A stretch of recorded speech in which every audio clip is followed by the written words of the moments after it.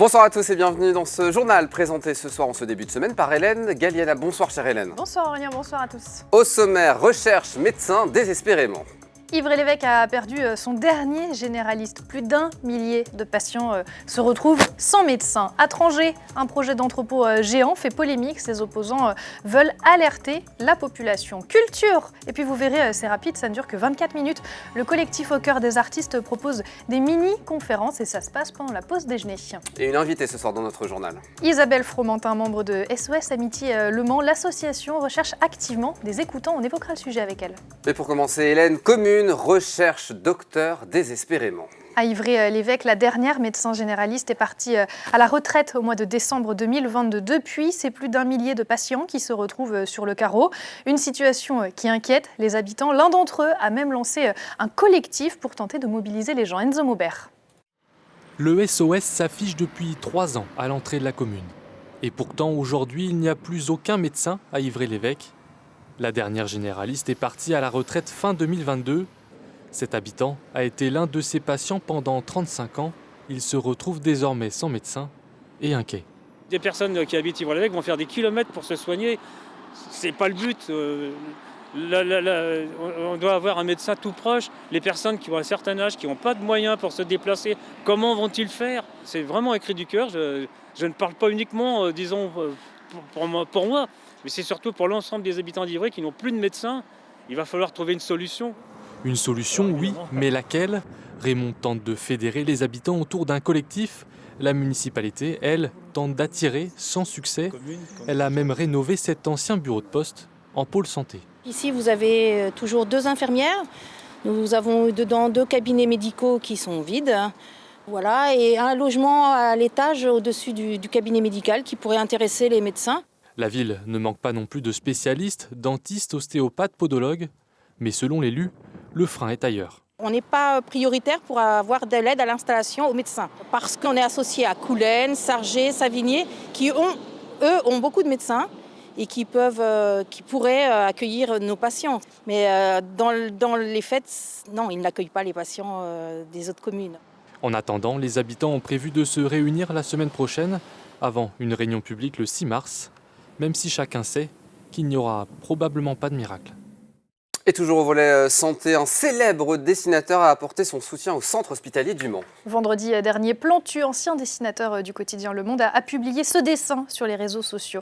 Un soutien affiché au CHM et à ses soignants, alors qu'on le sait, l'hôpital sarthois est dans une situation de tension extrême, encore jamais vue. Et c'est justement peut-être pour ça qu'il a dessiné ces quelques images. Un dessin où l'homme a choisi d'y exprimer sa tendresse pour les personnels soignants.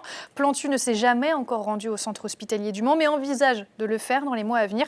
Une annonce que nous a fait le dessinateur dans le week-end. Parlons Hélène à présent d'un nouveau projet qui fait polémique. C'est un entrepôt géant dans la zone artisanale de l'Étoile à Trangé qui pourrait voir le jour. Un projet pour lequel le maire a émis un avis favorable étant donné que la demande respecte le plan local d'urbanisme, mais avec tout de même quelques réserves. Après des mois de travail et de recherche, notamment à éplucher les comptes rendus de conseils communautaires, le collectif Stop Amazon 72 tire la sonnette d'alarme et veut alerter la population. Laure Gérard. Trangé, zone artisanale de l'Étoile. Une poignée de riverains accompagnés de plusieurs associations sous la bannière Stop Amazon 72 manifestent leur refus d'une nouvelle implantation d'entrepôt. Un mastodonte de 3,5 hectares pour 14 mètres de hauteur, soit plus haut que ce poteau, pourrait voir le jour ici même. On savait que sur cette zone, il y aurait des entreprises, qu'il y aurait une zone d'activité. Mais pas comme ça. Mais pas une énormité pareille. Ouais. C'est ça qui nous choque. Août 2022, c'est en passant à vélo devant cette friche que les riverains Sylvie et Joël découvrent un petit panneau indiquant la vente du terrain. De l'entreprise Agrial à un grand groupe de constructeurs américains, Scanel Properties. L'américain est connu pour faciliter l'implantation d'enseignes comme Amazon. La situation en bordure du Mans et l'accessibilité avec l'échangeur de l'université en font un lieu idéal pour le transit de camions. Après des projets similaires à Chéréo, Montabon et Lamilès, pour le collectif Stop Amazon 72, la coupe est pleine. Ces projets, on a l'impression qu'ils échappent en fait à la volonté des populations locales. Et même des élus ? Les élus sont tenus de respecter la réglementation. Donc si c'est une transaction entre 2 acteurs privés, l'élu qui refuserait le permis de construire s'exposent à des poursuites judiciaires. Le permis de construire est à présent en instruction au service urbanisme du Mans Métropole. Malgré tout, ce qui inquiète le collectif, c'est l'apparente confidentialité de tout cela. Et il faut que les citoyens et citoyennes soient informés d'abord, ça n'est pas le cas, et qu'après ils soient associés aux décisions. Nous, on n'est pas en train de dire qu'il faut arrêter de construire quoi que ce soit. On dit qu'il faut associer les populations et faire des choix démocratiques ensemble. Afin d'informer le plus grand nombre, les opposants organisent une réunion d'information samedi 14 janvier à 14h30, salle polyvalente de Trangé. 9000, c'est le nombre d'appels quotidiens sur la plateforme nationale SOS Amitié. On va en parler ce soir, Hélène, avec notre invitée Isabelle Fromentin. Elle est membre de l'antenne locale de SOS Amitié au Mans et elle va répondre à vos questions. Et pourtant, les écoutants sont trop peu nombreux, 1800 dans toute la France et seulement 20 en Sarthe. Bonsoir Isabelle Fromentin. Bonsoir. Vous faites partie justement de ces 20 écoutants du département. Vous êtes cette voix en fait derrière le téléphone, l'oreille qui écoute les appels des Sartois. Depuis quand est-ce que vous êtes écoutante ? Moi, ça fait 2 ans, presque 2 ans et demi même, que je suis écoutante. Et vous êtes devenue écoutante pourquoi ? Eh bien parce que j'allais être à la retraite et donc je m'étais dit que je voulais faire une activité bénévole pour les autres, donner de mon temps et puis surtout me rendre utile. C'était un des principaux objectifs. À ce jour, il manque une dizaine d'écoutants tout de même dans le département pour pouvoir répondre à la demande qui est peut-être même de plus en plus forte. Oui. Depuis la crise sanitaire, plus tout ce qui est arrivé derrière, on a de plus en plus d'appels et on ne peut pas répondre à tous les appels, donc il nous faut de nouveaux écoutants. Qu'est-ce qu'il y a de particulier justement dans le rôle de l'écoutant ? C'est du bénévolat déjà, il faut le dire. C'est du bénévolat, c'est de l'écoute téléphonique, on fait aussi du chat, de la messagerie.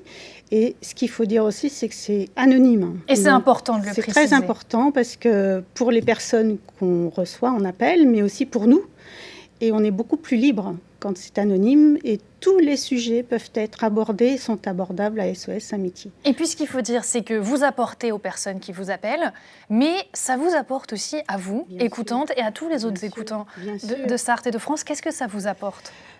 Déjà de la reconnaissance. Je pourrais vous lire quelques phrases qui ont été citées par certains appelants. Alors, tous les numéros de SOSA sont rangés comme des bijoux précieux dans mon petit coffret intérieur. Tout ce que j'ai fait de bon dans ma vie, c'est grâce à vous, à votre association. C'est un repère important pour moi. Vous êtes meilleur que ma psychologue. Tout va mieux grâce à SOSA qui fait des miracles. Vous êtes des gens merveilleux. Enfin, je pourrais vous en citer encore beaucoup. À chaque fois qu'il y a une communication, on est toujours remercié, encouragé, surtout, n'abandonnez pas, continuez. C'est pour ça qu'il nous en faut, il me faut du monde avec nous. Comment ça se passe pour écouter ? Vous le faites dans un local de chez vous ? On a un poste, mais on peut également, depuis la crise sanitaire, faire de l'écoute à domicile, pour ceux qui le souhaitent. Donc ça, c'est intéressant aussi pour ceux qui ont des kilomètres à faire. Et il y a une formation, il faut dire. On ne devient pas écoutant comme ça du jour au lendemain. On peut vous contacter par mail, mais pour le devenir, il faut être formé. On est encadré, c'est-à-dire qu'on n'est pas jeté, entre guillemets, dans le bain des témoignages comme ça. On est formé par des psychologues. Une fois la formation passée, on a des doubles écoutes avec des écoutants confirmés. Donc, vous êtes quand même rassurés. Et tous les mois, on est suivi également. Il y a des partages avec des psychologues pour nous soutenir et nous encourager parce que, bien évidemment, ce ne sont pas toujours des communications difficiles. On a besoin d'échanger avec un professionnel pour prendre assez de distance pour ne pas se prendre toute cette misère qu'on entend à l'écoute. Ça prend du temps. Qu'est-ce qui prend du temps ? D'être écouté. Ça se passe comment ? C'est-à-dire que pendant 2 heures, vous répondez ? C'est des plages en général de 3 à 4 heures. Une écoute, ça peut durer en moyenne 20 minutes, mais ça peut durer 1 heure. Tout dépend de ce que l'appelant a besoin. Mais on ne fait pas du chiffrage. Le but, c'est vraiment d'apporter quelque chose aux personnes. Il n'y a pas de durée spécifique d'un appel. C'est-à-dire, s'il faut rester une demi-heure avec quelqu'un, on restera. On ne dit pas qu'il faut rester tant de temps. S'il faut rester 1 heure, on restera 1 heure. Toujours. Des fois, ça peut arriver. Toujours dans l'anonymat, on le précise. Pour vous joindre, pas de numéro de téléphone, mais un mail. Voilà. Pour toute question ou renseignement, on peut vous contacter à sos.amitié.lemans@wanadoo.fr. Et peut-être que vous seriez le 11e, 12e, le 20e, 21e ou même 30e, si on pouvait en avoir 30. Voilà, pas hésiter, ça serait super, mais surtout pas hésiter. Même un petit renseignement, vous sentez que vous avez des facilités pour l'écoute, n'hésitez pas à vous joindre. Voilà, à nous joindre et puis on vous dira comment ça se passe, parce que là, on était bref. Merci Oui. beaucoup, Merci Isabelle beaucoup. Fromentin, d'être venue sur notre plateau nous parler de SOS Amitié Le Mans. Un bon plan à présent, Hélène, pour se cultiver en histoire de l'art. Oui, depuis ce lundi, le collectif Au cœur des artistes propose des mini-conférences consacrées à quelques-uns des plus grands noms de la peinture. Les rendez-vous durent 24 minutes. J'espère que vous avez la référence dans les locaux du collectif. Ça se passe entre midi et 2. Pourquoi ? Pour qu'un maximum de personnes puissent y participer pendant la pause déjeuner. Anthony Piton a testé la première conférence. L'endroit est cosy, mais ne vous y trompez pas, ici on est là pour apprendre. Ce lundi, le collectif Au cœur des artistes lance son cycle de mini-conférences, les 24 minutes de l'art. La première est consacrée à la peintre mexicaine Frida Kahlo. Sa vie, son œuvre, ses relations avec les autres artistes, tout ça est expliqué en moins d'une demi-heure. Le format rapide, c'est ce qui permet de venir sur un temps comme ça du midi. Donc moi, c'est ce qui m'a plu aussi. Et après, ça reste quand même complet, quoi. Enfin, il y a vraiment un fil rouge. Enfin, on suit toute l'histoire. Donc je trouve que c'est quand même riche. Derrière ces mini-conférences, Émilie Rodriguez, une créatrice et dessinatrice mancelle diplômée de l'école des Beaux-Arts du Mans.